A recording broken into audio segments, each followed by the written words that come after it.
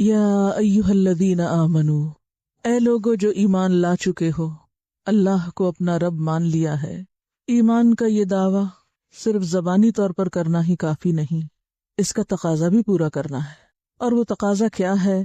اتقوا اللہ، جس اللہ کو رب مانتے ہو اب اس سے ڈرو بھی، اس کا تقوی اختیار کرو۔ کیسا تقوی؟ حق تقاتہ، جیسے اس سے ڈرنے کا حق ہے، جیسا تقوی ہونا چاہیے۔ تقوی صرف بولنے کے لیے ایک لفظ نہیں، اس لفظ کے کچھ معنی اور تقاضے بھی ہیں۔ تقوی کے تقاضے پورے کرو۔ وَلَا تَمُوتُنَّ، اور تمہیں موت ہرگز نہ آئے، کبھی نہ مرنا اس حال میں، إِلَّا وَأَنْتُمْ مُسْلِمُونَ، مگر یہ کہ تم مسلمان ہو، فرما بردار ہو، اس کے آگے جھکے ہوئے ہو۔ ایمان کے بعد تقوی ضروری ہے۔ تقوی کیا ہے؟ تقوی نام ہے پرہیزگاری کا، کہ انسان دنیا میں احتیاط اور پرہیز کے ساتھ زندگی گزارے، اللہ سے ڈرتے ہوئے زندگی بسر کرے، اور اللہ سے ڈرتے ہوئے ہر اس کام سے، ہر اس بات سے، ہر اس چیز سے محتاط رہے، بچ کر رہے جو اللہ کو پسند نہ ہو، خواہ قول ہو یا فعل ہو یا سوچ ہو، حتیٰ کہ ذاتی عمل ہو یا لوگوں کے ساتھ معاملہ ہو، ہر معاملے میں اللہ کی طرف دھیان رہے کہ وہ دیکھ رہا ہے۔ صرف ظاہری طور پر ڈوز اور ڈونٹس کا ہی فکر نہ کرے، بلکہ ان کی روح کو بھی پہنچے، کسی حد تک پہنچنے سے پہلے ہی رک جائے کہ کہیں غلطی سے بھی حد کو نہ چھو لے۔ تو یا ایھا الذین آمنوا اتقوا اللہ حق تقاتہ، اے ایمان والو اللہ سے ڈرو، اللہ سے ڈر کر وہ کام چھوڑ دو، وہ رویے چھوڑ دو، وہ باتیں چھوڑ دو جو اللہ کو پسند نہیں۔ ہم سب جانتے ہیں کہ یہ دنیا امتحان کی دنیا ہے، ہر لمحے ہمیں آزمایا جا رہا ہے، اور سب سے بڑی آزمائش کیا ہے کہ ہم اپنے وقت کو استعمال کیسے کر رہے ہیں۔ صرف بات جائز اور ناجائز، حلال اور حرام ہی کی نہیں، اپنی ساری زندگی کے اوقات اور لمحات کے بہتر استعمال کی ہے، یا بھرپور استعمال کی ہے، کہ ہم ان اوقات کو کتنا اور کیسے استعمال کر رہے ہیں۔ یعنی گناہ صرف یہ نہیں کہ آپ یہ سمجھیں کہ میں اس وقت جھوٹ نہیں بول رہی، یا میں اس وقت کوئی غلط کام نہیں کر رہی تو میں ٹھیک ہوں۔ نہیں، اگر آپ جھوٹ نہیں بول رہے، غلط کام نہیں کوئی بھی کر رہے، اور آپ اس جرم کا ارتکاب کر رہے کہ کچھ بھی نہیں کر رہے، محض سستی سے کام لے رہے ہیں، محض لیٹے ہوئے ہیں، ایک غفلت کی زندگی بسر کر رہے ہیں، تو یہ بھی ایک قصور ہے، یہ بھی تقوی کے خلاف ہے۔ تو تقوی دراصل شعور کی اعلیٰ ترین کیفیت کا نام ہے، کہ جس میں انسان اتنا حساس ہو جائے، اپنی ذات کے معاملے میں نہیں، اللہ کے معاملے میں، لوگوں کے معاملے میں اتنا حساس ہو جائے، اتنا سینسیٹیو ہو جائے کہ کہیں بھی وہ اللہ کی نافرمانی کا کام نہ کرے یا بندوں کو ستانے والا کام نہ کرے۔ آپ دیکھیے کہ یہ جو ہمارا امتحان ہے وہ پھر اتنا بھی نہیں صرف کہ ہم وقت کیسے استعمال کر رہے ہیں، یہ زندگی کو کس طرح گزار رہے ہیں، اس میں جگہ جگہ مختلف رکاوٹیں، ناپسندیدہ چیزیں، ایسی چیزیں بکھری ہوئی ہیں کہ جو ہماری اچھی نیت، اچھی سوچ اور اچھے کاموں کے راستے میں رکاوٹ بن جاتی ہیں۔ یعنی آپ اپنے وقت کو بھرپور گزارنا چاہتے ہیں، آپ اپنی صلاحیتوں کو صحیح طور پر استعمال کرنا چاہتے ہیں، لیکن کیوں نہیں کر پاتے؟ اچھے ارادے کے باوجود، اچھی نیت کے باوجود، کیونکہ راستے میں کئی رکاوٹیں ہیں۔ آپ اچھے ہیں، آپ کی سوچ اچھی، آپ مثبت سوچ رہے ہیں، لیکن آپ کے سامنے ایسے لوگ موجود ہیں جو منفی طریقے سے سوچتے ہیں، جو اچھے نہیں۔ اب آپ الجھنا شروع کر دیں کہ مجھے راستہ دو، مجھے تو کام کرنا ہے۔ پھر اسی طرح آپ دیکھیں کہ جہاں آپ کو لوگوں کی منفی باتوں، منفی سوچوں، منفی رویوں سے واسطہ پڑتا ہے، وہاں بعض اوقات لوگوں کے غیر سنجیدہ رویے، نان سیریس ایٹیٹیوڈ، اور گھر میں یا گھر سے باہر ایک ایسے ماحول کا ہونا کہ جس میں کسی کو فکر ہی نہیں آخرت کی، آپ تنہا ہیں اس سوچ والے، اب یہ بھی ایک ناپسندیدہ صورت ہے۔ اب پھر آپ بھی بیٹھ جاتے ہیں کیونکہ سارا ماحول ایسا ہے تو اس لیے میں کیا کروں۔ کہیں پر آپ ایسی سچویشن میں گرفتار ہو جاتے کہ دنیا کی کوئی چیز آپ کو اپنی طرف کھینچنے لگتی، آپ نکلے تھے ایک بڑے ہی اچھے جذبے سے، راستے میں کوئی ایسی چیز نظر آ گئی جس نے آپ کو اپنی طرف متوجہ کر لیا، وہ سارا مقصد اور ساری باتیں بھول گئے۔ مثلاً آپ میں سے اگر کوئی بچی گھر سے یہ سوچ کر نکلی ہے کہ مجھے تعلیم حاصل کرنا ہے، یہاں آ کر وہ ایک ایسی دوستی میں پڑ جاتی ہے کہ ساری تعلیم پیچھے رہ جاتی ہے، اور اس کا الٹیمیٹ گول کیا بن جاتا ہے؟ محض اپنی دوست کے پاس بیٹھی رہوں، اس کے ساتھ گپ شپ لگاتی رہوں اور اس کے ساتھ اچھا وقت میرا گزرے۔ تو کیا کیا اس نے؟ وہ ساری نیت اور جذبہ اور ساری قربانی وہ سب ختم ہو گئی، وہ الجھ گئی کسی اور چیز میں۔ اسی طرح بہت سے ایسے اسباب ہوتے ہیں جو بہت ہی ناخوشگوار ہوتے ہیں، لمحے لمحے پر آپ کو ناخوشگوار کیفیات سے دوچار ہونا پڑتا ہے۔ کبھی کوئی آپ کو کچھ بات کہہ دیتا ہے، کبھی آپ کو کوئی ایسی چیز نظر آ جاتی ہے جو آپ کو اچھی نہیں لگتی، کبھی آپ کی یادوں میں، آپ کے خیالات میں، آپ کی سوچوں میں، آپ کے شعور لا شعور میں کوئی بچپن کے، کوئی ازدواجی زندگی کے، کوئی بچوں کے ایسے واقعات، معاملات، مسائل، پریشانیاں آپ کو پیچھے سے اٹھ کے کچوکے لگاتی رہتی ہیں۔ دیکھو تمہارے ساتھ تو یہ ہو گیا، تمہارے ساتھ تو وہ ہو گیا۔ کتنی ہی چیزیں ہیں جو ہمیں مسلسل ناخوشگوار رکھتی ہیں۔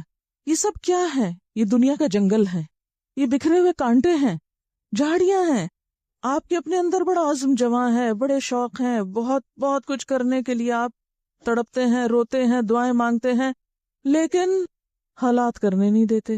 کبھی بچے پاؤں پکڑ رہے ہیں، کبھی شوہر روک رہا ہے، کبھی ماں باپ محبت میں آڑے آ رہے ہیں، کبھی کوئی اور ہم پہ ترس کھا رہا ہے، کبھی کوئی بیماری آ جاتی ہے۔ غرض کہ آپ ان گنت رکاوٹیں پائیں گے اپنے راستے میں۔ اب ان ساری رکاوٹوں کو عبور کر کے اصل منزل تک کیسے پہنچنا ہے، یہ انتہائی سمجھداری کا کام ہے، اور یہ صرف سمجھدار شخص کر سکتا ہے۔ صرف وہ کر سکتا ہے جو شعوری طور پر بیدار ہو، جس کی آنکھیں کھلی ہوں، اور جو محتاط ہو، سمجھدار ہونے کے ساتھ ساتھ اور سمجھدار ہونے کی وجہ سے محتاط ہو۔ اسی احتیاط کا نام تقویٰ ہے کہ منزل کو بھی نہیں بھولنا، اور ان ساری رکاوٹوں کو خوش دلی کے ساتھ عبور کرتے جانا ہے، ایک کے بعد ایک چیز سے ٹکرائے بغیر رستے پہ چلتے جانا اور منزل پہ پہنچنا ہے۔ اسی مضمون کو ایک بہت اچھے اثر میں بیان کیا گیا ہے کہ حضرت عمر رضی اللہ تعالی عنہ نے ایک مرتبہ کعب احبار سے، جو ایک یہودی عالم تھے، ان سے پوچھا کہ تقویٰ کیا ہوتا ہے، آپ تقویٰ ڈیفائن کریں مجھے۔ تو انہوں نے کیا کہا تھا، آپ سب جانتے ہیں اس واقعے کو، کہ کیا کبھی تم کسی خاردار جنگل سے گزرے ہو؟ تو انہوں نے کہا ہاں گزرا ہوں۔ پوچھا کیسے گزرے؟ کہا اپنا دامن بچا بچا کے، کسی بھی چیز سے الجھے بغیر۔ یہ اتنی خوبصورت مثال ہے تقویٰ کی کہ شاید ہی اس سے بہتر کوئی چیز تقویٰ کو ایکسپلین کر سکے۔ یہ دنیا کیا ہے؟ خاردار جنگل، جس کے خوبصورت پھول بھی ایک طرح سے آزمائش ہیں، جس میں خوبصورت اٹریکشنز، وہ حب و شہوات کی ساری قسمیں، وہ بھی بظاہر جو خوبصورت نظر آتی ہیں، وہ بھی دراصل کانٹے ہی ہیں اس رستے کے، وہ بھی جھاڑیاں ہی ہیں۔ تو جو شخص نظر سامنے رکھتا ہے کہ مجھے وہاں پہنچنا ہے اور اوپر میرا رب مجھے دیکھتا ہے، تو اس کی چال اور رفتار اور گزرنے کا طریقہ کیسا ہو جائے گا، کیسا ہوگا؟ بہت محتاط۔ ابھی آپ دیکھیے کہ آج بارش ہو رہی ہے اور رستوں پہ پھسلن ہے، کیچڑ ہے، کہیں پانی ہے۔ اب آپ یہاں تو نہیں بیٹھے رہیں گے نا، گھر تو جانا ہے۔ جب آپ کسی ایسی جگہ پر پہنچے، نہیں کچھ راستہ ہو سکتا ہے اسموتھ ہو، آپ کے لیے صاف ستھرا ہو، لیکن جب آپ ایسی جگہ پر پہنچے کہ جہاں کیچڑ ہو، پھسلن ہو، گڑھا ہو، کیا کریں گے آپ؟ بیٹھ رہیں گے کہ جس دن یہ سوکھے گا اس دن میں آؤں گی گھر؟ نہیں، وہ تو آپ کو جانا ہے گھر، جیسے بھی جائیں آپ کو جانا ہے۔ اسی طرح موت انتظار میں کھڑی، اس نے تو پکڑ لینا ہے، اگلے کمرے میں تو جانا ہی ہے۔ کوئی بھی نہیں کہہ سکتا کہ ہم جب دنیا کے حالات اچھے ہو جائیں گے، ماحول اچھا ہو جائے گا، سب لوگ اچھے بن جائیں گے، پھر میں بھی اچھی ہو جاؤں گی اور اس کے بعد مروں گی، پھر جنت میں جاؤں گی۔ امپاسبل۔ نہ آپ یہ کر سکتے ہیں کہ اپنے گھر والوں کو چھوڑ دیں، یہ بھی ایک فرار ہے، اور یہ پاسبل بھی نہیں کہ آپ گھر چھوڑ دیں۔ نہ یہ آپ کر سکتے ہیں کہ آپ اپنی جسمانی ضروریات سے فارغ ہو جائیں، آپ کو سونا بھی ہے، آپ کو کھانا بھی ہے، آپ کی اور ضروریات بھی ہیں۔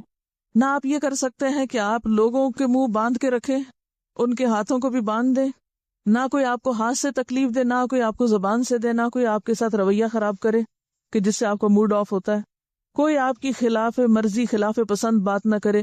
کیا آپ کسی ایسی دنیا کا تصور کر سکتے ہیں؟ ایسی دنیا کوئی بنا سکتا ہے؟ کہیں بھی نہیں ایسی دنیا۔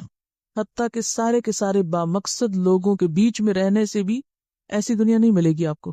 اب آپ کو کرنا کیا ہے؟ محتاط ہونا ہے۔ کیسے محتاط ہونا ہے؟ لوگ جو بھی کہتے ہیں آپ کو اپنی زبان سنبھال کے استعمال کرنی۔ لوگ آپ کے بارے میں جو بھی سوچتے ہیں آپ کو اپنی سوچ کو بدگمان نہیں ہونے دینا، آپ کو اپنی غلط فہمیوں اور بدگمانیوں کو اپنے اندر ہی ختم کرنا ہے۔ لوگ آپ کو کتنا بھی الجھائیں، کتنی بھی آپ کے سامنے اٹریکشنز لائیں کہ نہیں ادھر سے نہیں ادھر سے آ جائیے، یہ شارٹ کٹ ہے، تو آپ کو وہاں بھی محتاط ہونا ہے۔ تقویٰ شعور کی اعلیٰ ترین کیفیت کا نام ہے۔ اعلیٰ ترین شعوری کیفیت کا نام ہے، یعنی انسان کا شعور جو جاگ اٹھتا ہے۔ فَإِذَا هُمْ مُبْصِرُونَ کی جو کیفیت ہے کہ انسان کو نیکی کے مواقع نظر آنے لگتے ہیں، اپنی غلطیاں نظر آنے لگتی ہیں، گویا دوسرے معنوں میں غفلت سے نکلنے کا نام ہے، غفلت سے باہر آنے کا۔ ایک زندگی ہوتی ہے نا غفلت میں ڈوبی ہوئی، اچھے برے کی تمیز نہیں، بس جو ہو رہا ہے سو ہو رہا ہے، ٹھیک ہے، سب ٹھیک ہی کر رہے ہیں، سب اچھا چل رہا ہے، نہ نیکی کی کوئی خاص امنگ ہے، نہ تڑپ ہے، نہ شوق ہے، اور نہ ہی برائی پر کوئی خاص ندامت ہے، بس ایک ذہول کی کیفیت ہے۔ ذہول اصل میں عربی کا لفظ ہے۔ ذہول کی کیفیت ہوتی ہے یعنی غفلت سے ملتی جلتی، بس جیسے ایک نشے کی یا ایک بے خبری کی، لا علمی کی، یعنی لا علمی، بے خبری، جہالت، اور ہر ایک سے بے نیاز ہو کر، اپنی آخرت سے بے نیاز، اپنے ذمہ داریوں سے بے نیاز، اپنے فرائض سے بے نیاز، اس کیفیت کا ایک نام ہے۔ بے حسی بھی اس میں آ جاتی ہے، لیکن صرف بے حسی نہیں ہوتی، یعنی نہ تو اپنے انجام کا کوئی خوف ہے، نہ اپنی غلطیوں کا کوئی احساس ہے، بس جس حال میں ہم مطمئن ہیں۔ تو تقویٰ دراصل ہمیں اس سے باہر نکالتا ہے۔ اور قرآن پاک کے کوئی بھی صورت دیکھ لیں، کوئی بھی عمل کی بات دیکھ لیں، اس کے ساتھ ہی تقویٰ لگا ہوا ہے، یعنی تقویٰ کا تکرار اتنی زیادہ ہے، احکامات میں، اخلاق میں، عبادات میں، ہر چیز میں تقویٰ مطلوب ہے۔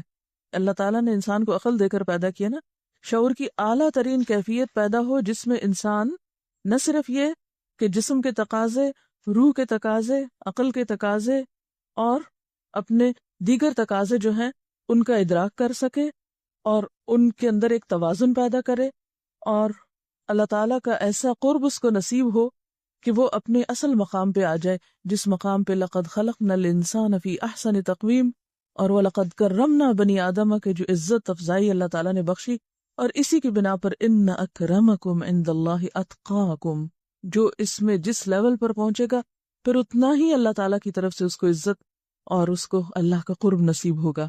تو یوں سمجھے کہ جیسے تقویٰ ایک آپ کے اندر ایک روشنی پیدا کر دیتا ہے نا، کہ جس میں انسان کو اس کو اپنا اپنا مقام نظر آنے لگتا ہے، اس کو اپنی منزل یا اپنا انجام نظر آنے لگتا ہے، اپنی غلطیاں نظر آنے لگتی ہے، یعنی وہ ایک اور ہی نگاہ سے خود کو دیکھنا شروع کر دیتا ہے۔ تو عام حیوانی کیفیت سے انسان کو اٹھاتا ہے یہ تقویٰ، ٹھیک ہے نا۔ تو تقویٰ کی زندگی محتاط زندگی، اور پوری کی پوری محتاط زندگی، آنکھیں کھول کے گزارنے والی زندگی، اندھا دھند بھیڑ چال کی طرح کسی کے پیچھے چلنے والی زندگی نہیں، وہ جا رہا ہے چلو میں بھی چلتی ہوں، نہیں، خود عقل سے کام لینا ہے، نہ جھاڑیوں کے ساتھ الجھنا ہے اور نہ جھاڑیوں کو اپنے ساتھ الجھنے دینا ہے، سمٹ سمٹ کے، سنبھل کے چلتے چلے جانا ہے، یہی تقویٰ ہے۔ تو یا ایھا الذین آمنوا اتقوا اللہ، اور یہ آتا کب ہے؟ جب انسان کے اندر اللہ کا ڈر آتا ہے، اللہ کا تقویٰ پیدا ہوتا ہے، تب تقویٰ والی زندگی نصیب ہوتی ہے، تبھی حق تقاتہ، آخری درجے میں سنبھلنا، اور یہ کیفیت ساری زندگی جاری رہے۔ یہ نہیں کہ کسی دن آپ تھک ہار کے بیٹھ جائیں، اتنے دن ہو گئے ہیں سنبھلتے سنبھلتے، اب تو میں گرنے لگی ہوں جھاڑی پہ، اب میں جا رہی ہوں اس میں۔ کتنے بھی آپ تھکے ہوئے کانٹے پہ پاؤں نہیں رکھیں گے، کیونکہ آپ کو پتہ ہے یہ زخمی کر دے گا، آئندہ چلنے کے قابل نہیں چھوڑے گا۔ لہٰذا وَلَا تَمُوتُنَّ إِلَّا وَأَنْتُمْ مُسْلِمُونَ، موت تک۔ کتنی زبردست وارننگ ہے، ہرگز نہ مرنا مگر یہ کہ تم فرما بردار ہو، اللہ سے ڈرنے والے ہو، اطاعت گزار ہو، تمہاری موت نافرمانی میں نہ آئے۔ کیوں؟ اس لیے کہ حدیث میں آتا ہے نا کہ جیسی تمہاری زندگی ہوگی ویسی ہی تمہاری موت ہوگی، اور جس حال میں تم مرو گے اسی حال میں تم اٹھائے جاؤ گے۔ تو اگر موت اللہ کی نافرمانی میں آ گئی تو کیا ہوگا؟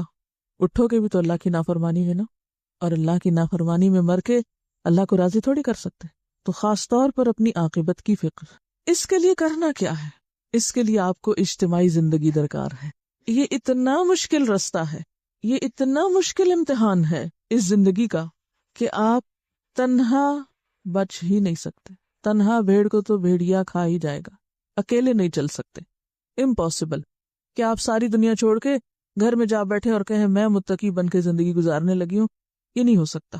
اس کے لیے حل بتایا گیا ہے وَاعْتَصِمُوا بِحَبْلِ اللَّهِ جَمِيعًا، قرآن پر جمع ہونا۔ کیونکہ آپ دیکھیے کہ اگر سڑک کے اوپر صرف آپ ہی محتاط ڈرائیور ہیں اور باقی لوگ اناڑی ہیں، آپ بچ سکتے؟ نہیں بچ سکتے۔ آپ کو ماحول چاہیے ہی چاہیے، اور اس کے لیے اگر آپ صرف خود اکیلے قرآن پڑھ رہے ہیں تو کافی نہیں، اگر صرف آپ کا تعلق قرآن کے ساتھ کافی نہیں، اس کے لیے دوسروں کو بھی اس رستے پر لانا اور سب کو اسی پر اکٹھا کرنا ہے، تب آپ کے لیے پاسبل ہوگا کہ آپ بھی اس رستے پر بچ کے چل سکیں۔ تو حکم کیا؟ وَاعْتَصِمُوا بِحَبْلِ اللَّهِ جَمِيعًا، سب مل کر اس پر متفق ہو جاؤ، قرآن کو مضبوط تھام لو۔ حبل اللہ کا معنی یہاں اللہ کی رسی، رسی سے مراد یہاں جیسے کہ حدیث میں آتا ہے کہ القرآن حبل اللہ المتین، قرآن ہی اللہ کی مضبوط رسی ہے جس کا ایک سرا آپ کے ہاتھ میں اور ایک سرا اللہ کے پاس۔ اللہ سے جڑنے کے لیے اللہ سے مضبوط تعلق اور سہارا، پھر پھسلن والے رستے کو سامنے لے آئیے۔ تو آپ جب پھسلنے والے رستے سے گزرتے ہیں تو کیا کرتے ہیں؟ فوراً دوسرے کو پکڑ لیتے ہیں نا، کوئی اور ساتھ ہوتا ہے اس کو پکڑ لیتے ہیں، کوئی رسی پکڑ لیتے ہیں، کوئی جیسے وہ ہل کلائمبنگ کرتے ہیں تو کیا کرتے ہیں؟ رسی پکڑ پکڑ کے اوپر چڑھتے ہیں نا۔ تو ایک رسی یا ایک سہارا یا ایک سینٹر آپ کو چاہیے کہ جس سے آپ جڑے ہوئے ہوں، جس سے آپ کو مسلسل انرجی ملتی رہے، فیول ملتا رہے۔ تو وَاعْتَصِمُوا بِحَبْلِ اللَّهِ جَمِيعًا، اب آپ کو سہارا چاہیے۔ اچھا، عام طور پر ہم مشکل راستوں پر، مشکلات میں، تکلیف دہ رستوں پر کس کو سہارا بناتے ہیں؟ کس کا سہارا لینے کی کوشش کرتے ہیں؟ انسانوں کو، انسانوں پہ ڈیپینڈ کرنے لگتے ہیں، انسانوں کی طرف دیکھنے لگتے ہیں۔ پھسلنے والے کو آپ پکڑیں گے تو آپ کدھر جائیں گے؟ اکثر لوگ ایسے ہی پھسلتے ہیں نا۔ بہت سے لوگ جو ڈوبنے والوں کو بچانے لگتے ہیں وہ خود بھی ڈوب جاتے ہیں۔ تو یہاں ہمیں انسانی رہنمائی نہیں، اللہ کی رہنمائی کی طرف موڑا گیا، اس سے جڑو۔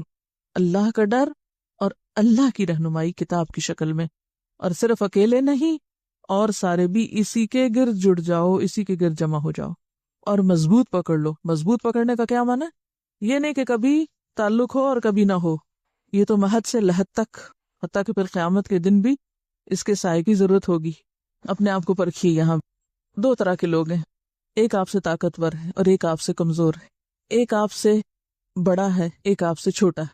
اور بڑے چھوٹے کو آپ سٹیٹس میں دیکھیں، کسی بھی چیز میں دیکھ لیں، یعنی بڑے اور چھوٹے کی جو بھی آپ ڈیفینیشن کریں۔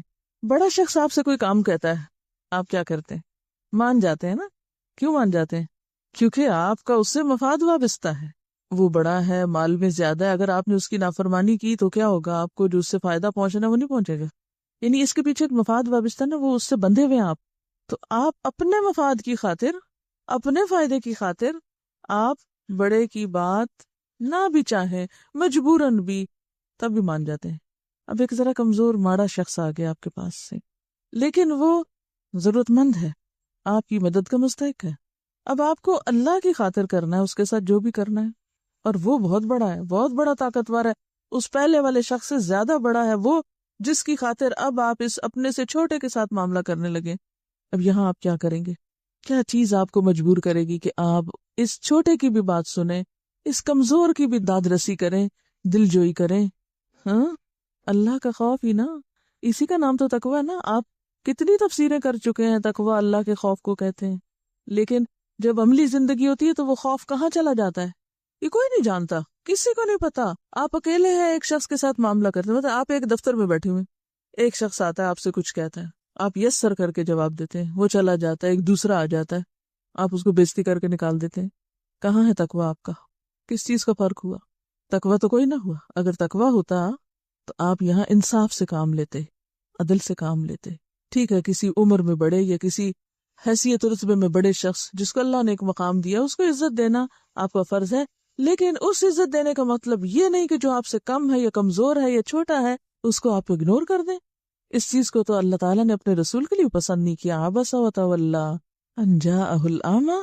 اور بعض اوقات یہ چیز دین کی تعلیم اور تبلیغ میں نظر آنے لگتی ہے لوگوں کی، کہ ساری کوششیں وہاں صرف ہونے لگتی ہیں جہاں سے علمی یا مالی یا کسی بھی طرح کا کوئی فائدہ ہو سکتا ہے، اور وہ طبقات اگنور ہونے لگتے ہیں یا پیچھے چھوڑ دیے جاتے ہیں کہ جن بیچاروں کو نہ دنیا میں اٹھنے کا موقع ملا اور نہ ان کو شعور کی بیداری کا، نہ کسی اور چیز کا۔ تو تقویٰ کا تقاضا کیا ہے؟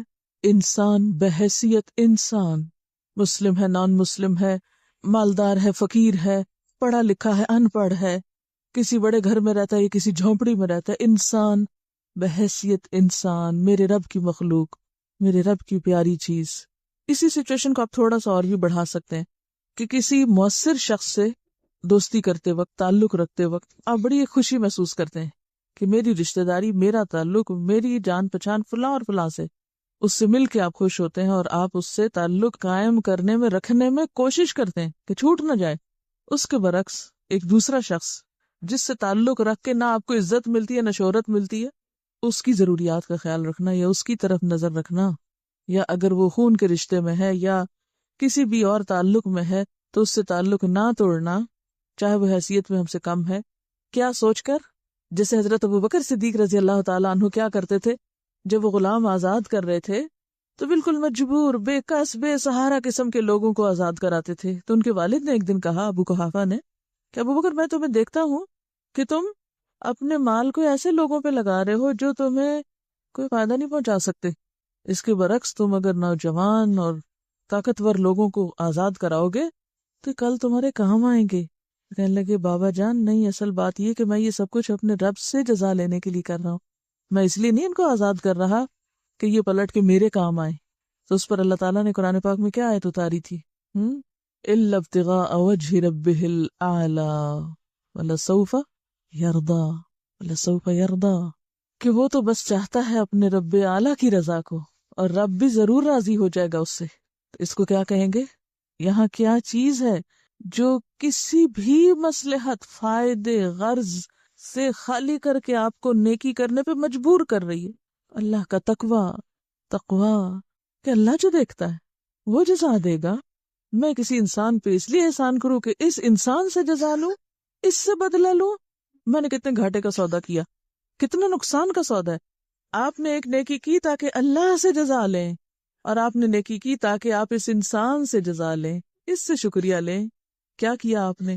اب دو لوگ لے لیجئے، ایک شخص ہے وہ اللہ تعالی سے جزا کی خاطر نیکی کرتا ہے، وہ یہ نہیں دیکھتا کہ اس کا مجھے دنیا میں کیا ریٹرن ملنے والا ہے. اور ایک یہ ہے کہ جو انسان سے بدلہ لینے کی خاطر اس سے کسی قسم کا ڈائریکٹ یا انڈائریکٹ فائدہ حاصل کرنے کی خاطر نیکی کر رہا ہے. کس نے نفع کا سودا کیا اور کس نے گھاٹے کا سودا کیا؟ جس نے اللہ سے سودا کیا، جس نے اللہ کی خاطر کام کیا، إِلَّا ابْتِغَاءَ وَجْهِ رَبِّهِ الْأَعْلَى کام کیا، اور دوسرا جس نے انسانوں سے کوئی فائدہ حاصل کرنے کے لیے کام کیا، اس نے بڑا ہی سخت نقصان کیا اپنا، کیونکہ انسان تو خود محتاج ہے، وہ کسی کو کیا دے سکتا ہے. اسی لیے ہماری نیکی عام نہیں ہوتی، نیکی پھیلتی ہی نہیں ہے، نیکی کے اثرات دور تک جاتے ہی نہیں ہیں، کیونکہ ہم محدود فائدوں کی خاطر نیکی کر رہے ہوتے ہیں، ہم لامحدود کی خاطر کرتے ہی نہیں ہیں. تو نتیجہ بھی تو ویسے ہی نکلے گا نا. آپ صلی اللہ علیہ وسلم نے غزوہ حنین کے موقع پر ایک شخص کو وادی بھر بکریاں دے ڈالی تھیں. وہ جو عرابی آپ کو چمٹ گئے تھے ان کو آپ نے دے دیا تھا، حالانکہ وہ اتنے حقدار نہیں تھے. کیوں؟ دین کی خاطر. لوگوں کو دین میں داخل کرنا تھا، لوگوں کی بھلائی تھی، اس میں آپ کی بھلائی تھوڑی تھی. لوگوں کو دین میں لانا تھا. وہ کون تھے؟ عرابی، بدو، وہ بہت مؤثر لوگ تھے، دیہاتی، اجڑ، گنوار، لیکن انڈائریکٹلی ان کا مسلمان ہونا بھی دین کے لیے ایک وزن رکھتا تھا. لیکن عام طور پر ہم ایسے مواقع پر ناسمجھ ہو جاتے ہیں، ہم وقتی فائدوں کو دیکھتے ہیں کہ یہاں کرنے سے مجھے واپس کیا ملے گا، اور بڑے فائدے کو بھول جاتے ہیں.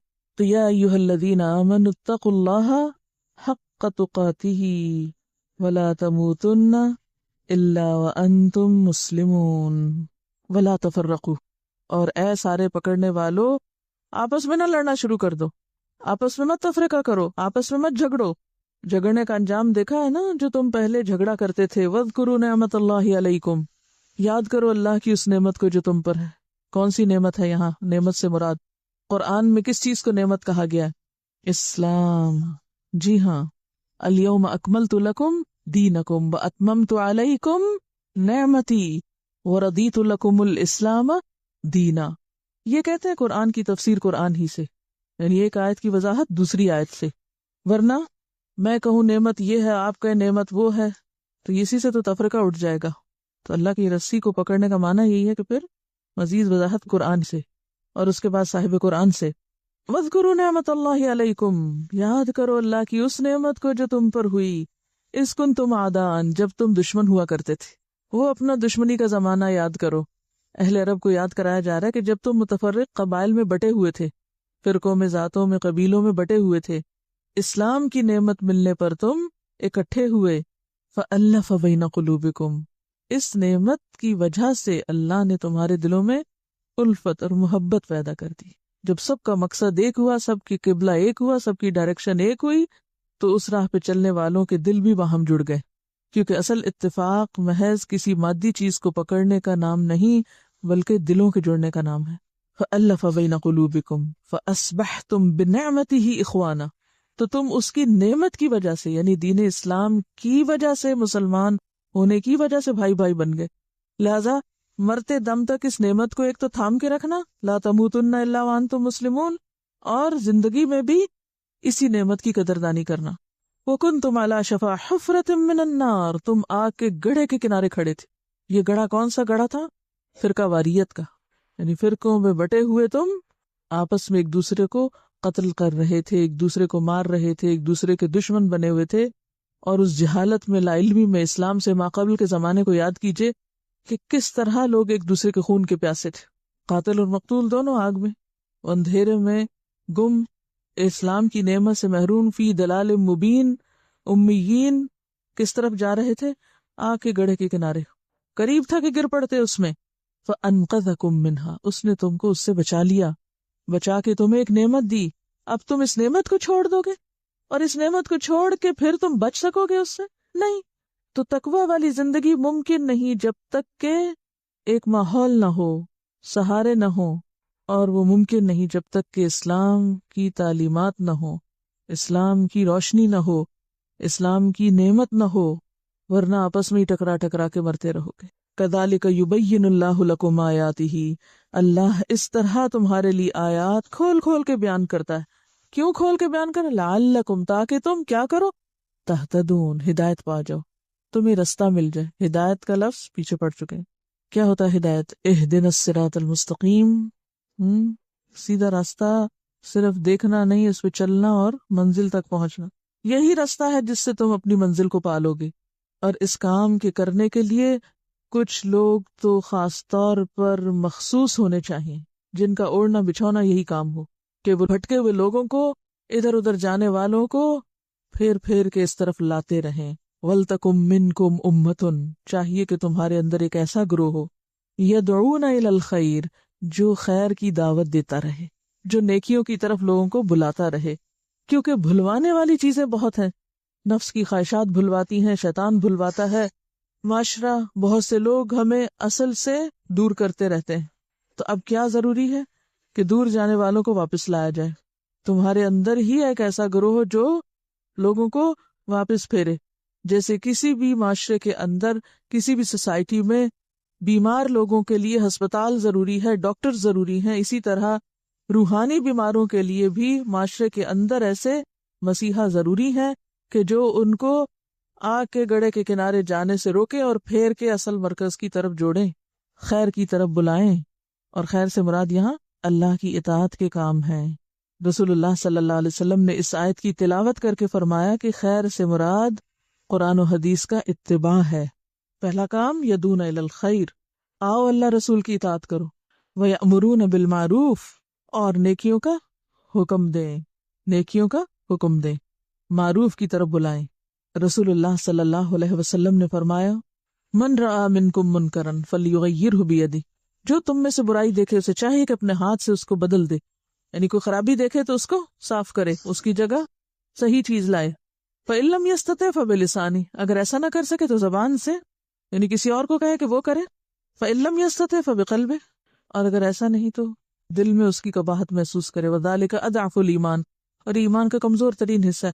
تو بالکل ایسے ہی نا کہ جیسے گھر میں آپ بیٹھی ہوتی ہیں تو دودھ گر گیا، آپ کیا کرتی ہیں؟ اٹھ کے جا کے کارپیٹ صاف کر دیتی ہیں، فرش صاف کر دیتی ہیں۔ بعض اوقات آپ خود مصروف ہیں کسی کام میں، یا آپ اٹھ نہیں پا رہے، تو آپ اپنے بچے کو یا کسی کو بھی خادم کو بلاتے ہیں، کہتے ہیں کہ یہ جگہ صاف کر دو، زبان سے کہہ دیا۔ اور اگر دودھ گرے، چولہے کا ستیہ ناس ہو، دودھ اس پہ جلتا ہی چلا جائے اور صاحب خانہ کو اس کی کوئی بدبو نہ آئے، تو اس کا مطلب ہے کہ بے حس ہیں۔ تو اسی طرح معاشرے کے اندر اگر برائیاں پھیل رہی ہیں، تعفن پھیل رہا ہے، گندگی پھیل رہی ہے، اخلاقی خرابیاں عام ہیں، اور آپ ایمان والے ہوتے ہوئے شعور ہی نہیں رکھتے، آپ کو اس تعفن کی بوئی نہیں آتی، تو پھر یہ ایمان کیسا ہے اندر؟ یہ تو کمزور ترین درجہ ہے ایمان کا۔ یعنی مومن کی پہچان کیا ہے؟ ایمان والے کی پہچان کیا ہے؟ کہ وہ برائی دیکھتے ہی اپنی کوشش میں لگ جاتا ہے کہ اس کو میں ٹھیک کروں، نہیں کر سکتا تو دوسروں کو توجہ دلاتا ہے، اور اگر وہ ایسا بھی نہیں کرتا تو پھر تیسرا درجہ تو آخری درجہ ہے ایمان کا۔ رسول اللہ صلی اللہ علیہ وسلم سے پوچھا گیا من خیر الناس، لوگوں میں سب سے اچھے کون ہیں، اچھے لوگ کون ہوتے ہیں؟ آپ نے فرمایا آمرہم بالمعروف وانہاہم عن المنکر واتقاہم للہ واصلہم بالرحم، سب سے زیادہ نیکیوں کا حکم دینے والے، سب سے زیادہ برائیوں سے روکنے والے، سب سے زیادہ اللہ سے ڈرنے والے، اور سب سے زیادہ رشتوں کو جوڑنے والے۔ یہ ہے سب سے اچھے انسان کی پہچان۔ یعنی ایک ایمان والے کی پہچان کیا ہے کہ وہ اس کام میں سب سے آگے ہوتا ہے، اور اگر کوئی ایسا نہیں کرتا تو آپ صلی اللہ علیہ وسلم نے فرمایا خدا کی قسم تم ضرور خیر کا حکم دو گے، برائیوں سے روکو گے، ورنہ عنقریب اللہ تعالیٰ ایسا عذاب نازل فرمائے گا کہ تم دعائیں کرو گے اور وہ قبول ہی نہ ہوں گی۔ چونکہ امت مسلمہ نے ایک عرصے تک اس کام سے غفلت اختیار کی، لہذا گھر کے اندر بھی اور گھر سے باہر بھی ہر طرف فساد پھیل گیا، اور اب ہم چاہتے ہیں کہ یہ فساد صرف ہماری دعاؤں سے ٹھیک ہو جائے، تو یہ نہیں ہو سکتا۔ خدا نے آج تک اس قوم کی حالت نہیں بدلی، نہ ہو خیال جس کو اب اپنی حالت بدلنے کا۔ اب تو قربانی کرنی پڑے گی، اب تو بڑے پیمانے پر اس معاملے کی اصلاح کرنی پڑے گی، تبھی اللہ کی رحمت آئے گی۔ تو یأمرون بالمعروف وینہون عن المنکر، اور وہ برائیوں سے روکنے والے ہوں، وَأُولَئِکَ هُمُ الْمُفْلِحُونَ، اور یہی لوگ ہیں کامیاب ہونے والے۔ پھر فرمایا وَلَا تَكُونُوا، اور نہ تم ہو، کیسے نہ ہو، کالذین، ان لوگوں کی طرح، یعنی پچھلی قوموں کی طرح، تفرقوا، جنہوں نے تفرقے بازی کی، واختلفوا، اور اختلاف کیا، من بعد ما جاءہم البینات، اس کے بعد کہ ان کے پاس کھلی نشانیاں آ گئی تھی، کتاب موجود تھی، واضح ہدایات موجود تھیں، لیکن ان کو چھوڑ کر انا پرستی کا شکار ہوئے اور باہم اختلاف میں پڑ گئے۔ حضرت معاویہ رضی اللہ تعالیٰ عنہ سے روایت ہے، رسول اللہ صلی اللہ علیہ وسلم نے فرمایا تم سے پہلے اہل کتاب 72 فرقوں میں بٹ گئے، اور یہ امت 73 فرقوں میں بٹ جائے گی، جن میں سے 72 جہنم میں اور ایک جنت میں جائے گا۔ صحابہ نے عرض کیا وہ نجات پانے والا فرقہ کون سا ہوگا؟ آپ نے فرمایا ما انا علیہ و اصحابی، جس پر میں اور میرے صحابہ ہیں۔ اہدنا الصراط المستقیم صراط الذین انعمت علیہم، انعام یافتہ گروہ، آپ کے ساتھیوں کا گروہ، یعنی آپ کی پیروی اور آپ کے صحابہ کرام کے طریقوں کی پیروی۔ ولا تکونوا کالذین تفرقوا واختلفوا من بعد ما جاءہم البینات واولئک لہم عذاب عظیم، ایسے لوگوں کے لیے عذاب عظیم ہے۔ تو اس سے یہ پتہ چلتا ہے کہ یدعون الی الخیر، یامرون بالمعروف اور ینہون عن المنکر کا کام اس وقت رک جاتا ہے جب لوگ ایک دوسرے کو کاٹنے لگتے ہیں، جب آپس کے اختلافات بڑھ جاتے ہیں، جب اصل کتاب ہدایت کو پیچھے چھوڑ دیا جاتا ہے، جب ہر شخص اپنی منمانی باتیں اور فلسفے بگاڑنے لگتا ہے، جب وہ اللہ کی کتاب کے ذریعے لوگوں کو ہدایت دینے کی بجائے محض اپنے تخیلات کی بنا پر لوگوں کو خیر کی طرف بلاتا ہے۔ یہ خیر کا تصور اس کے ذہن میں کچھ اپنا ہی من گھڑت ہوتا ہے۔ تو جب تک ہم کسی بیماری سے شفا یاب ہونے کے لیے صحیح طریقہ علاج نہیں اختیار کریں گے، کیا نہیں ہوگا؟ شفا نہیں ہوگی۔ تو بہت سی کوششیں ناکام ہوتی چلی جائیں گی جب تک ہم نے اصل کو نہ پکڑا، اور وہ کیا ہے؟ تفرقہ بازی چھوڑ کر، باہمی اختلاف چھوڑ کر اصل کو پکڑ لینا، نہ کہ اس اصل کو اختلاف کا ذریعہ بنا لینا۔ کیونکہ یہاں اہل کتاب کی مشکل کیا بتائی گئی کہ ان کے پاس اللہ کی ہدایت موجود تھی، پھر بھی اختلاف کرتے رہے۔ یعنی ایک اختلاف کیا ہے؟ لا علمی میں، لا علمی کا اختلاف، جہالت کا اختلاف، اور ایک اختلاف کیا ہے؟ جانتے بوجھتے ہوئے اختلاف۔ تو لا علمی میں تو اختلاف اس لیے ہوتا ہے کہ پتہ ہی نہیں، اور جانتے بوجھتے اختلاف کب ہوتا ہے؟ جب انسان اللہ کی بزرگی کو چھوڑ کر اپنی بزرگی کے شوق میں مبتلا ہو جاتا ہے، ایگوئسٹ ہو جاتا ہے، انا پرست ہو جاتا ہے، جب سیلف سینٹرڈ ہو جاتا ہے، صرف اپنی ذات کی خود نمائی کے شوق میں مبتلا ہو جاتا ہے۔ پہلے لوگوں کے لیے مفلحون فلاح تھی، اور ان لوگوں کے لیے عذاب نظیم ہے۔ یہ کیا عذاب نظیم ہے؟ یوم تبیض وجوہ، یہ اس دن پتا چلے گا جب لوگوں کی اصلیت سامنے آ جائے گی، اور ان کی اصلیت ان کے چہروں پہ آ جائے گی۔ کیسے؟ کچھ چہرے تو اس دن سفید ہوں گے، یعنی روشن ہوں گے، چمکدار ہوں گے، وہ تسود وجوہ، اور کچھ چہرے سیاہ ہوں گے۔ یہ فرق کس وجہ سے ہوگا؟ اعمال کی وجہ سے ہوگا۔ روشن چہرے کن کے ہوں گے؟ یدعون الی الخیر یامرون بالمعروف وینہون عن المنکر، صرف اللہ کی خاطر کرنے والوں کے۔ اور سیاہ چہرے کن کے؟ جن کے پاس ہدایت، دین، سمجھ سب کچھ آ جائے، اس کے بعد وہ اختلاف اور تفرقہ کریں۔ فَأَمَّا الَّذِينَ اسْوَدَّتْ وُجُوهُهُمْ، تو سیاہ چہرے والوں سے پوچھا جائے گا اَكَفَرْتُمْ بَعْدَ ایمانکم، ایمان لا کے تم نے کفر کیا؟ نعمت اسلام ملنے کے بعد تفرقے کا شکار ہوئی. یہاں کفر سے مراد کیا ہے؟ کس چیز کو کفر سے تعبیر کیا جائے؟ فرقہ واریت کو. اب دیکھیں نا، اس آیت کو الگ سے نہیں، اس کو اس سے ریلیٹ کر کے پڑھیے. پہلے فرمایا نیکی کی طرف بلاؤ، پھر کہا تفرقے میں نہ پڑو، پھر فرمایا 2 طرح کے چہرے ہوں گے قیامت کے دن. جو پہلے طرح کا کام کرے گا اس کا چہرہ روشن، اور دوسری طرح کا کرنے والے کا چہرہ سیاہ. اب صرف سیاہ چہرے والوں کی بات ہو رہی ہے. کالے منہ والوں سے کہا جائے گا ایمان کے بعد تم نے کفر کیا. یہ کون سا ایمان اور کون سا کفر ہے؟ ایمان یہ ہے پہلے حکم کو ماننا، اور کفر کیا ہے؟ جس سے روکا گیا اس کو اختیار کرنا. کفر انکار کو کہتے ہیں نا. فذوقوا العذاب بما کنتم تکفرون. یعنی اتنی شدت ہے اس آیت میں کہ اس تفرقہ بازی اور مسلمانوں کے باہم اختلاف کو کفر سے یہاں تعبیر کیا گیا کہ انسان پھر اصل رستے سے ہٹ جاتا ہے. کیونکہ یہ ہو نہیں سکتا کہ جو شخص اللہ سے محبت کرتا ہو وہ ان سارے لوگوں سے محبت نہ کرے جو اللہ سے محبت کرنے والے ہیں. اس کے لیے تو دعا بھی سکھائی گئی، اللہم ارزقنا حبک و حب من یحبک. اللہ تیری محبت بھی چاہتی ہوں اور ہر اس بندے کی محبت چاہتی ہوں جو تجھ سے محبت کرتا ہو. اتفاق ہو گیا نا؟ یہ اتفاق پیدا کرنے والی دعا ہے نا. یہ تو نہیں ہو سکتا کہ اللہ تجھ سے تو محبت کرتی ہوں لیکن تیرے چاہنے والوں سے میں عداوت رکھتی ہوں. یہ 2 مختلف اور متضاد چیزیں ہیں. اور پھر بتایا سفید چہرے کس کے؟ وَأَمَّا الَّذِينَ ابْيَضَّتْ وُجُوهُهُمْ فَفِي رَحْمَةِ اللَّهِ. جن کے چہرے روشن ہوں گے وہ اللہ کی رحمت میں ہوں گے. ہم فیہا خالدون، جس میں وہ ہمیشہ ہی رہیں گے. تلک آیات اللہ نتلوها علیک بالحق. یہ اللہ کی آیات ہیں جنہیں ہم آپ پر حق کے ساتھ پڑھیں، ٹھیک ٹھیک سنا رہے ہیں. وَمَا اللَّهُ يُرِيدُ ظُلْمًا لِلْعَالَمِينَ. اللہ لوگوں کے ساتھ ظلم کا ارادہ نہیں رکھتا، جہان والوں پہ ظلم نہیں کرنا چاہتا. ظلم کیا تھا؟ کہ لوگوں کو حق سے محروم کر دیا جائے، علم سے محروم کر دیا جائے، ہدایت سے محروم کر دیا جائے، پھر اچانک پکڑ لیا جائے. اللہ نے تو ہدایت کا انتظام کیا لیکن کچھ لوگوں نے اسی کو چھپا دیا، اس کو ایک طرف پھینک کے آپس میں لڑائی شروع کر دی. وَلِلَّهِ مَا فِي السَّمَاوَاتِ وَمَا فِي الْأَرْضِ. اور اللہ کے لیے ہے جو کچھ آسمانوں میں ہے اور جو زمین میں ہے. وَإِلَى اللَّهِ تُرْجَعُ الْأُمُورُ. اور سارے معاملات اللہ کی طرف لوٹائے جائیں گے. یاد رکھو تم بھی اللہ کی طرف واپس لائے جانے والے ہو. اب فرمایا کنتم خیر امت. تم ایک بہترین امت ہو، خیر امت ہو. کب، کون، کیسے؟ اخرجت للناس، جو لوگوں کے لیے نکالی گئی ہے، جس کا کام لوگوں کو فائدہ پہنچانا ہے، جو انسانیت کی بھلائی کے لیے وجود میں لائی گئی. کیسے؟ تأمرون بالمعروف. تم نیکی کا حکم دیتے ہو اس لیے اچھے ہو. وتنہون عن المنکر. اور تم برائیوں سے روکتے ہو. وتؤمنون باللہ. اور تم اللہ پہ ایمان رکھتے ہو. ولو آمن اہل الکتاب. اور اگر اہل کتاب ایمان لے آئے ہوتے، یعنی یہ کام کر چکے ہوتے. کون سا کام؟ امر بالمعروف اور نہی عن المنکر کا، جس کو انہوں نے چھوڑا. کیوں چھوڑا؟ کیونکہ آپس میں اختلاف شروع کر دیا، اصل بات کو بھول گئے، باہم لڑائیاں شروع کر دی. تو اگر اہل کتاب ایمان لاتے تو بہتر تھا. اب یہاں پھر آپ دیکھیں کہ اہل کتاب کے تفرقے کو چونکہ کفر کہا گیا تو ان کے تفرقہ چھوڑنے کو یہاں کس سے تعبیر کیا گیا؟ ایمان سے. منہم المؤمنون. ان میں سے بعض ایسا کام کر بھی رہے ہیں، مومن ہیں. وَأَكْثَرُهُمُ الْفَاسِقُونَ. اور اکثر ان میں سے فاسق ہیں. عام طور پر جب یہ آیت پڑھی جاتی ہے کنتم خیر امت، تو ہم صرف اس حصے کو لے لیتے ہیں، ہم سب بہترین امت ہیں، کہ بحیثیت قوم کے ہم خیر امت ہیں اور ہم ساری قوموں سے بہتر لوگ ہیں. چاہے ہم برے سے برے کام کریں پھر بھی ہم کیا ہیں؟ سب سے اچھے. We are the chosen people.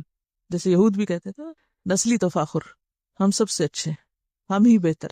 جیسے مولانا حالی نے کہا تھا نا، وہ امت لقب جس کا خیر الامم. امت مسلمہ کو کیا لقب دیا گیا تھا؟ خیر الامم، ساری امتوں سے بہتر. لیکن اس بات کو یاد رکھیے کہ کہیں اس بات میں غلط فہمی کا شکار نہ ہو کہ یہ ہمیں مسلمان ہوتے ہی لقب مل گیا، بس ہم کچھ کریں یا نہ کریں ہم انٹائٹلڈ ہیں اس لقب کے کیونکہ ہم مسلمان ہیں. تو صرف مسلمان گھرانے میں پیدا ہونے سے آپ کو یہ لقب نہیں مل سکتا جب تک کہ آپ آیت کا باقی حصہ بھی نہ اختیار کریں. اور وہ کیا ہے؟ اخرجت للناس. لوگوں کے لیے نہ نکلیں. لوگوں کے لیے نکلنے کا کیا مطلب ہے؟ ان کی خیر و بھلائی کے کام جب تک نہ کریں، ان کو جب تک فائدہ نہ پہنچائیں. کیسا فائدہ؟ تأمرون بالمعروف وتنہون عن المنکر. جب تک تم امر بالمعروف نہ کرو اور نہی عن المنکر نہ کرو. تو گویا اگر مطلوبہ صفات ہوں گی تو ہی خیر امت ہوں گے، ورنہ قیامت کے دن رسوائی سے کوئی بچا نہیں سکتا. ایک مفسر ہیں قتادہ، وہ کہتے ہیں کہ حضرت عمر فاروق نے یہ آیت کنتم خیر امت پڑھی، پھر کہا اے لوگو جو شخص اس خیر امت میں ہونے کی خوشی حاصل کرنا چاہتا ہے، اس ٹائٹل کو پا کے خوش ہونا چاہتا ہے، تو وہ اس کے لیے خدا کی شرط کو پورا کرے۔ وہ اس کے لیے کس کو پورا کرے؟ خدا کی شرط کو، یعنی صرف پیدائشی یا نسلی طور پر مسلمان ہونا اس ٹائٹل کو حاصل کرنے کے لیے کافی نہیں۔ کیا کہا میں نے؟ صرف پیدائشی طور پر یا نسلی طور پر مسلمان ہونا، کہ ہمارے اماں ابا مسلمان تھے، ہم مسلمان ہو گئے، چونکہ ہم مسلمان ہیں اس لیے ہم خیر امت ہو گئے، یہ کافی نہیں جب تک کہ اس کے تقاضے یا شرائط نہ پوری کی جائیں۔ اور وہ شرائط کیا ہے؟ اخرجت للناس، صرف اپنے گھر میں یا اپنے اندر مت بیٹھے رہو، لوگوں کے لیے نکلو، تامرون بالمعروف وتنہون عن المنکر کرو۔ ابن کثیر کہتے ہیں خیر امت کی تشریح میں، وہ لوگوں کے لیے سب لوگوں سے بہتر ہے۔ خیر امت کون ہے؟ جو انسانوں کے لیے باقی سارے انسانوں سے زیادہ بہتر ہیں، فائدہ مند ہیں۔ اسی لیے جب کوئی ڈیزاسٹر ہوتا ہے دنیا میں یا کوئی مصیبت آتی ہے تو ہم سب سے پہلے پہنچتے ہیں، ایسا ہی ہے؟ کیا کریں، پہلے کیسے پہنچے؟ وسائل ہی نہیں ہے، عقل ہی نہیں ہے، ایسا ہی ہے۔ دنیا کے جتنے بھی ریسورسز ہیں ان میں سے آدھے مسلمانوں کے پاس، ایک بڑی تعداد ہے مسلمانوں کی، لیکن خیر کے کاموں میں کہاں، کس درجے پر؟ وہ پیچھے۔ بلکہ ہم تو یہ چاہتے ہیں ہمارا گھر بھی کوئی اور آ کے سنوار دے، کسی اور کے نظریات چرا لیں، کسی اور کے خیالات ہتھیا لیں، اور ہم نقالی میں اپنی اصلاح بھی کر لیں۔ تو خیر الامم کا لقب کس کے لیے ہے؟ ابن کثیر کہتے ہیں کہ وہ جو لوگوں کے لیے سب لوگوں سے بہتر ہیں، جو انسانوں کی ہمدردی میں سارے انسانوں سے بہتر ہیں، جو لوگوں کے لیے سب سے زیادہ نفع مند ہیں۔ خیر امت کون ہے؟ جو لوگوں کے لیے سب سے زیادہ فائدہ مند ہے، نفع مند ہے۔ اب اس پر پرکھیے اپنے آپ کو، کہ واقعی ہم سب سے زیادہ انسانوں کے خیر خواہ، ہمدرد اور ان کے لیے فائدہ مند ہیں، کہ ان کو آخرت کے عذاب سے بچانے کے لیے تڑپ رہے ہیں کہ یا اللہ کوئی ایک بھی نہ جہنم میں جائے، اس دنیا میں بھی کوئی ایک بھوکا نہ رہ جائے، اس دنیا میں بھی کوئی ایک نہ پریشان حال ہو، اور آخرت میں بھی کوئی نہ سفر کرے، کوئی نہ مصیبت اٹھائے۔ کیا ہم واقعی ہم انہی چیزوں میں تڑپتے اور غم کھاتے اور روتے ہیں اور پریشان ہوتے ہیں؟ ہمارے آنسو کبھی اس کام کے لیے بھی بہے ہیں؟ یہ صرف ہم اپنی ذات سے ہی فرصت نہیں پاتے۔ اور یاد رکھیے یہ کام اکیلے نہیں ہو سکتا۔ اگر آپ چاہیں نا کہ میں خیر امت بننے کے لیے امر بالمعروف بھی کروں گی، نہی عن المنکر بھی کروں گی، اور اکیلے ہی جا کے سارے ڈیزاسٹر سے نپٹوں گی، کر سکتے ہیں؟ اس کے لیے تیاری چاہیے، اس کے لیے اکٹھا ہونے کی ضرورت ہے۔ کسی بھی مصیبت اور آفت کے وقت دنیا میں دوسری قومیں کیوں پہنچ جاتی؟ اس لیے کہ ویل اکوپڈ ہیں، محنت کی ہے، کام کیا، پتہ ہے کہ ملبے کے نیچے دبے ہوئے لوگوں کو نکالنا کیسے۔ ہمارے پاس کیا ہنر ہے؟ ہم کیا کرتے؟ ہم تو اپنی ضروریات پوری نہیں کرنے کے قابل، ہم تو اپنے شہر کے گٹر نہیں کھول سکتے، ہم تو اپنے ڈھیروں تلے دبے ہوئے انسانوں کو نہیں نکال سکتے، ہم دوسروں کی مدد کہاں سے کریں گے؟ لیکن اگر آپ یہ سمجھتے ہیں کہ انڈیویجولی اکیلے آپ خود سے سب بھاگ پڑیں اور یہ سب کام کر لیں، کبھی بھی نہیں ہو سکتا۔ اس لیے مین اور سینٹرل تھیم ان آیات کی کیا ہے؟ جمیعاً، اجتماعیت۔ ارکان خمسہ میں سے 5واں رکن کیا ہے؟ حج۔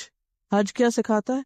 اجتماعیت، اتحاد، رنگ و نسل، زبان کے اور درجوں، اسٹیٹس، مراتب کے اختلاف کے باوجود اتحاد۔ وآخر دعوانا ان الحمد للہ رب العالمین۔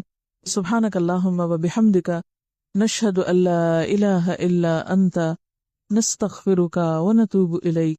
السلام علیکم ورحمۃ اللہ وبرکاتہ۔